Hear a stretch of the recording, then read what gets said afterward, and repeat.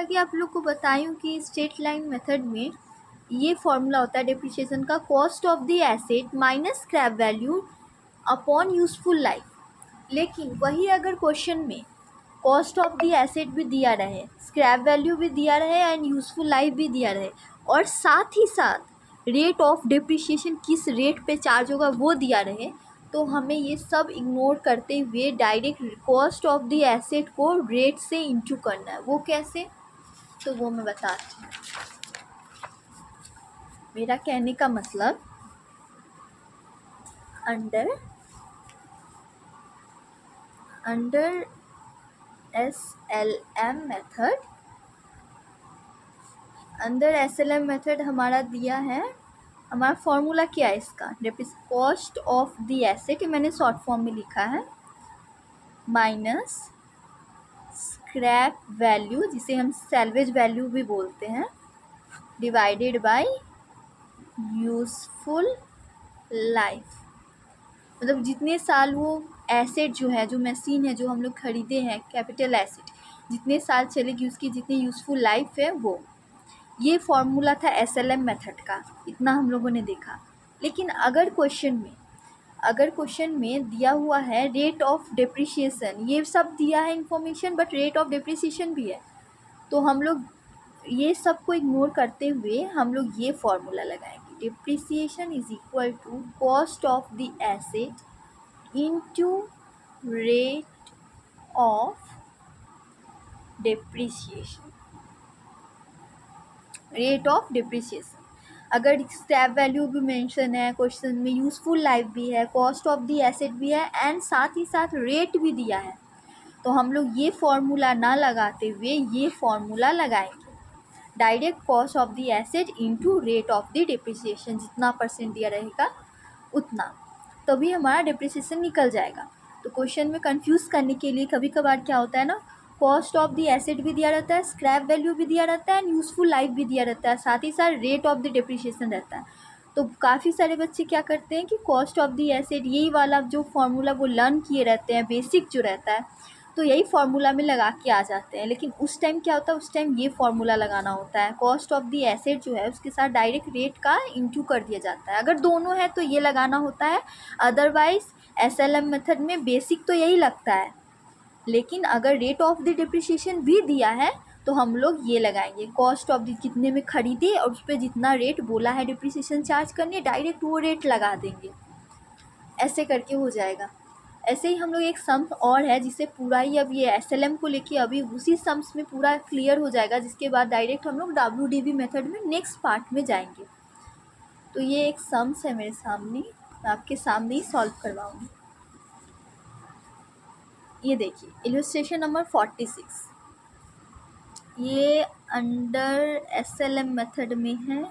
ये देखिए straight line method, मैंने बोला था ना स्ट्रेट लाइन मेथड SLM का full form straight line method करके है। कभी कभी SLM जो इससे पहले जो हमने सम्स बनाया उसमें डायरेक्ट SLM मेथड लिखा था, कभी कभी फिक्स्ड इंस्टॉलमेंट मेथड लिखा रहता है, तो वो यही SLM को ही है, और ये तो डायरेक्ट फार्मूला लिखा हुआ है स्ट्रेट लाइन मेथड।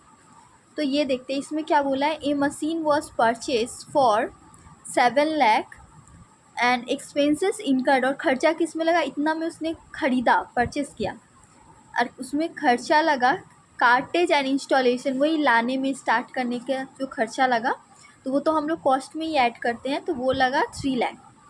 अब कैलकुलेट करने बोल रहा है, calculate the amount of depreciation at the rate 20%। अब हमें रेट दिया है डिप्रिसिएशन का per annum according to straight line method for the first year ending, साल कब ख़त्म हो रहा है, 31 मार्च, यानी कि ये फाइनेंशियल ईयर है। कैलेंडर ईयर क्या होता है, 1 जनवरी से 31 दिसंबर चलता है, लेकिन ये 31 मार्च में एंड हो रहा है, यानी ये फाइनेंशियल ईयर है, जो कि बिजनेस में, फार्म्स वगैरह में यही फॉलो किया जाता है, जो 1 अप्रैल से लेके 31 मार्च तक का होता है। तो इसमें हमें पता चल गया कि ये फाइनेंशियल ईयर है, क्योंकि इसमें एंडिंग 31 दिसंबर के जगह 31 मार्च है, यानी कि ये फाइनेंशियल ईयर की बात की जा रही है। If this machine is purchase on, अगर ये सारी मशीन परचेस किए होंगे, पहला केस हो जाएगा हमारा 1 अप्रैल 2023, तो इस पर हम लोग डिप्रिसिएशन कितना निकालना है, सेकेंड हमारा हो जाएगा 1 जुलाई 2023, इसके ऊपर 1 अक्टूबर एंड 1 जनवरी को। तो बहुत ही सीधा से, बहुत ही सिंपल से हम लोग एक एक करके करेंगे, जिससे बहुत ही ज़्यादा क्लैरिटी हो जाएगी। उसके बाद हमें कोई भी डिफ़िकल्टीज़ नहीं आने वाली है। SLM मेथड ये जो कर लेंगे ये क्वेश्चन, इसी में सारा हमारा क्लियर हो जाएगा। तो चलिए इसे करते हैं। पहले तो हम लोग कॉस्ट ऑफ द एसेट ले लेंगे। Machine was purchase for 7 lakh and expenses incurred cartage and installation, लाने में जो खर्चा लगा वो 3 लाख। तो कॉस्ट ऑफ द एसेट में दोनों ले लेंगे, दोनों प्लस होगा, ऑलरेडी हम लोग जानते हैं, एडजस्ट नहीं हो। इलस्ट्रेशन नंबर 46,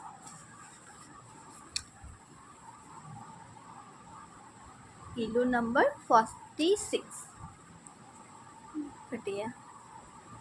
तो पहले हम लोग कॉस्ट ऑफ द एसेट ले लेंगे। तो पहले हमें परचेस में लगा था, machine is purchase for 7 lakh, तो 7 लाख हमने यहाँ पे लिखा। इसमें हम लोग ऐड करेंगे, क्योंकि जब मशीन को स्टार्ट होने से पहले तक की जो भी एक्सपेंसेस है, जो भी खर्चे लगे, वो हम लोग वो मशीन के ही लगे, मशीन का ही दाम रहा उतना हमारा, वो मान के चलते। इसलिए ये जो लाने में, इंस्टॉलेशन में जो खर्चा लगा 3 लाख, वो कॉस्ट ऑफ द एसेट में ही प्लस करेंगे, 3 लाख। तो टोटल हमारा आ जाएगा 10 लाख। 7 लाख प्लस 3 लाख, 10 लाख। तो ये हमारा आ गया कॉस्ट ऑफ द एसेट। उसके बाद रेट ऑफ द डिप्रिसिएशन दिया हुआ है हमारा, ये देखिए, amount of depreciation at the rate 20%। तो ये भी जो जो इन्फॉर्मेशन गिवन है हम लोग ले लेंगे। Rate of depreciation 20% according to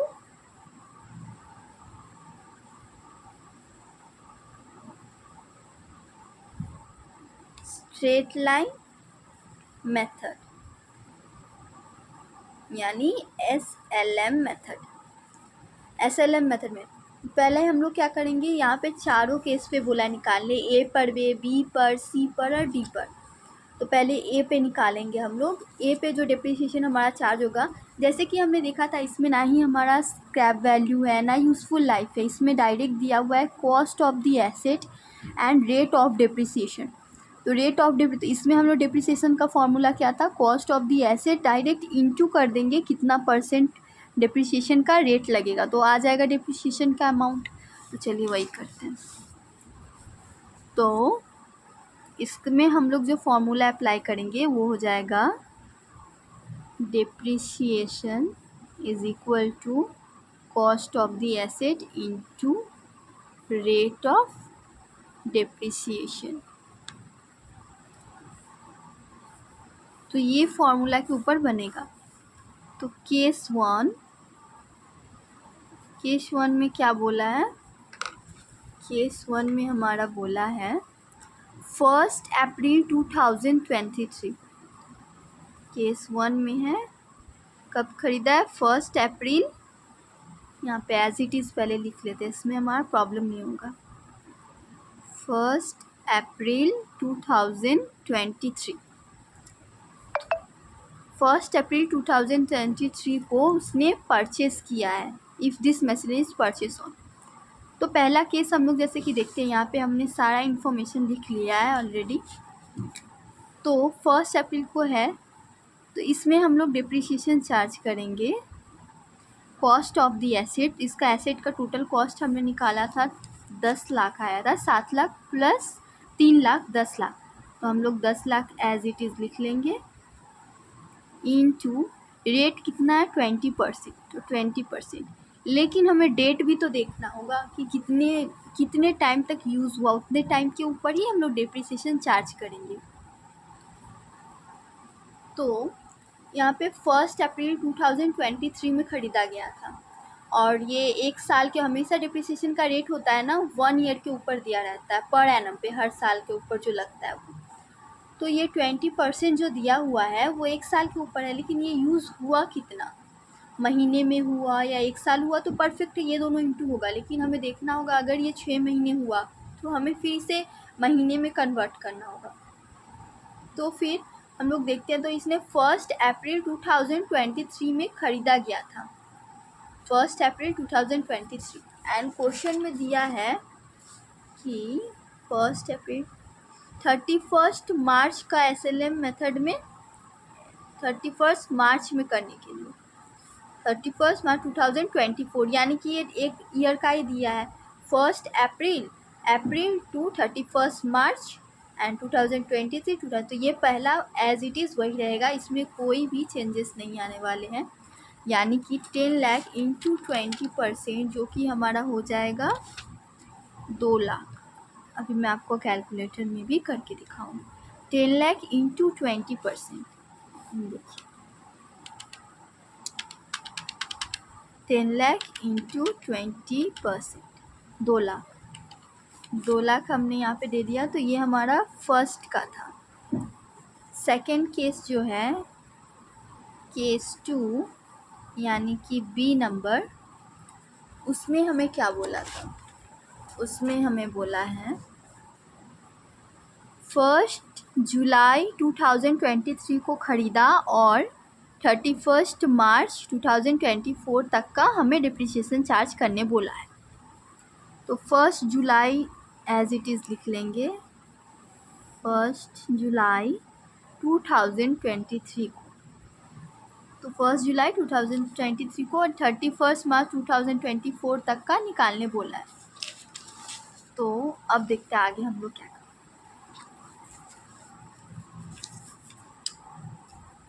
तो देखिए यहाँ पर 1 जुलाई को ख़रीदा, तो 1 जुलाई यानी कि हमारा ये फाइनेंशियल ईयर कब से स्टार्ट होता है? 1 अप्रैल से, और इसने यूज़ किया है कब? 1 जुलाई को ख़रीदा है, यानी कि पहले से तो यूज़ नहीं हुआ, 1 जुलाई से यूज़ हुआ। तो जुलाई, अगस्त, सितंबर, अक्टूबर, नवंबर, दिसंबर, जनवरी, फरवरी, मार्च, 31 मार्च को फाइनेंशियल ईयर ख़त्म होता है, यानी कि 9 मंथ इसने यूज़ किया है, तो 9 मंथ का ही डिप्रिसिएशन निकलेगा। तो पहले डिप्रिसिएशन का जो फॉर्मूला है वो लगा देंगे। डिप्रिसिएशन में cost of the asset into rate, तो कॉस्ट हमारा था यहाँ पर, कॉस्ट हमने निकाला था 10 लाख, तो 10 लाख एज इट इज़ बैठा देंगे, इनटू रेट कितना था? रेट है 20%, तो 20%, बट हमने यूज़ कितना किया? तो यूज़ तो हम लोग ख़रीदा ही है 1 जुलाई को, एंड फाइनेंशियल ईयर ख़त्म होता है 31 मार्च को। तो जुलाई का 1 तारीख यानी 1 तारीख को ख़रीदा, यानी पूरा जुलाई यूज़ हुआ। जुलाई, अगस्त, सितंबर, अक्टूबर, नवंबर, दिसंबर, जनवरी, फरवरी, मार्च, एंड 31 मार्च को ख़त्म होता है। 31 मार्च यानी मार्च के एंड में, यानी मार्च तक का भी पूरा पकड़ेंगे, यानी टोटल 9 मंथ्स यूज़ हुए। तो 9 साल में कितना मंथ होते हैं? 12, तो 9/12। तो अभी से हम लोग करके निकाल लेंगे।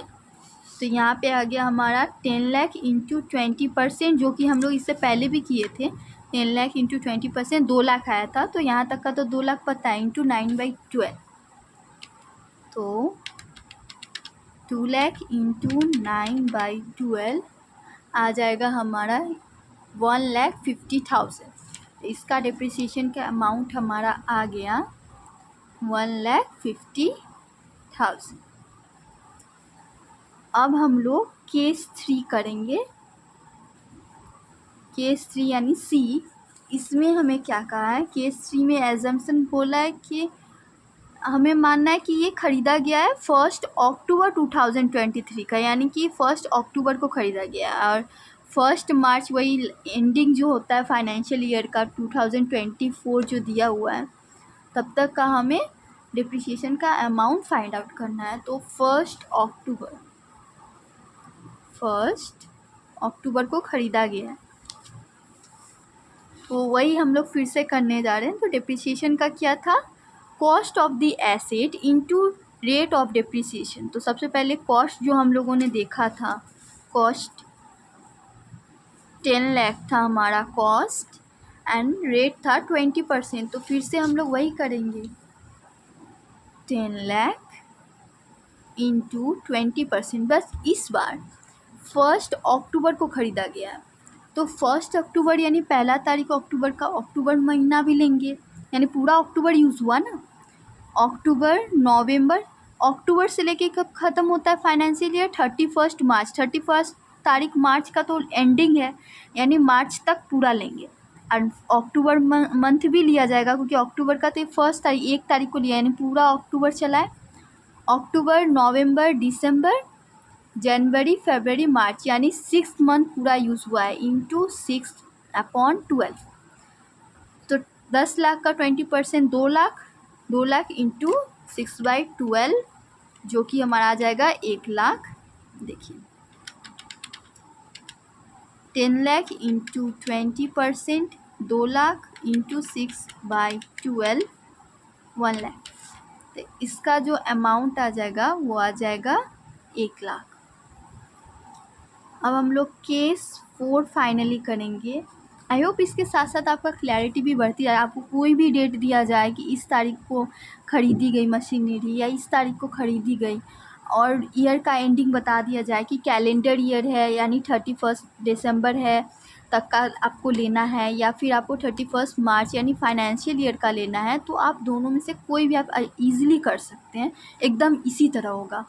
डायरेक्ट आप मंथ कैलकुलेट करेंगे, rate of the depreciation, cost of the asset करके सिंपली आप कर सकते हो। तो हम लोग का जो केस 4 था उसमें हमने बोला था कि एज्यूम कीजिए कि मशीन कब ख़रीदा गया है। ये रहा, मशीन ख़रीदा गया 1 जनवरी 2024 एंड 31 मार्च 2024 तक का हमें निकालना है, यानी 1 जनवरी 2024, 1 जैन 2024 को ख़रीदा गया एंड 31 मार्च, यानी फर्स्ट 1 तारीख है जनवरी का, यानी पूरा जनवरी यूज़ हुआ, और 31 मार्च, तो मार्च तक लेंगे, जनवरी, फरवरी, मार्च, 3 महीना, और 2020 ईयर तो वही है, 3 मंथ। तो फिर से डिप्रिशिएशन हम लोग उसी तरह कैलकुलेट करें। कॉस्ट ऑफ द एसेट जो कि हमारा था, cost of the asset 10 lakh and rate of depreciation 20%, तो वही हम लोग फिर से करने जा रहे हैं।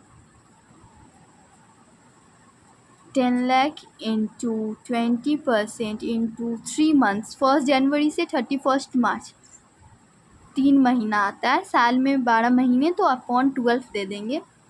तो 10 लाख इंटू 20% यानी 2 लाख, 2 लाख इंटू 3/12, ये देखिए 10 lakh into 20% into 3 divided by 12, 50,000। तो इसका हमारा वैल्यू आ गया 50,000। फाइनली हमने चारों केस पे देख लिया करके। पहला में सबसे पहले तो हमने क्या किया, कॉस्ट ऑफ द एसेट हमने देख लिया। Cost of the asset book में डायरेक्ट इतना में ख़रीदा था, बट इंस्टॉलेशन, कैरेज, मशीन को स्टार्ट होने तक की जो भी खर्च है वो सब कॉस्ट में ली जाती है। तो हमने दोनों को प्लस कर लिया, फाइनल अमाउंट निकाल लिया। Rate of the depreciation already given था 20%, एंड डिप्रिसिएशन का हम लोग जब रेट दिया रहता है तो हम लोग ये फॉर्मूला अप्लाई करते हैं, depreciation is equal to cost of the asset into rate of depreciation. तो पहला केस में कहा गया था कि हमें एज्यूम करने के लिए कि मशीन कब ख़रीदा गया है, 1 अप्रैल 2023 को, एंड इस सारे एजम्पशन में हमेशा डिप्रिसिएशन 1 ईयर के अंदर का निकलता है। तो उसमें क्या था ना, इसमें क्वेश्चन में जो हमें दिया था कि 31 मार्च, पहले हमें देख लेना होता है कि कैलेंडर ईयर है या फाइनेंशियल ईयर। तो इसमें हमें फाइनेंशियल ईयर था, यानी 1 अप्रैल से 31 मार्च। तो इसमें पहले में कहा 1 अप्रैल को ख़रीदा गया, तो उसके बाद 31 मार्च, यानी पूरा 1 साल। तो इसमें हमें किसी भी मंथ का करने की कोई ज़रूरत नहीं पड़ी, जैसे कि हम लोगों ने केस 1 में किया था, direct cost of the asset into rate करके निकाल लिया। तो पहला का आया जो अमाउंट था डिप्रिसिएशन का 2 लाख, दूसरा का 1.5 लाख, तीसरा का 1 लाख, और चौथा का 50,000। और बुक में देखते हैं, खाती हूँ मैं आपको बुक में।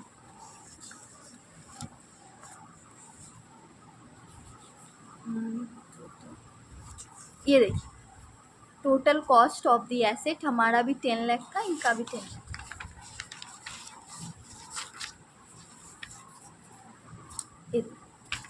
फर्स्ट ईयर का 2 लाख डिप्रिसिएशन, सेकेंड का 1.5 लाख, थर्ड का 1 लाख एंड फोर्थ का 50,000। आई होप बहुत ही अच्छे से आपको क्लियर हुआ होगा।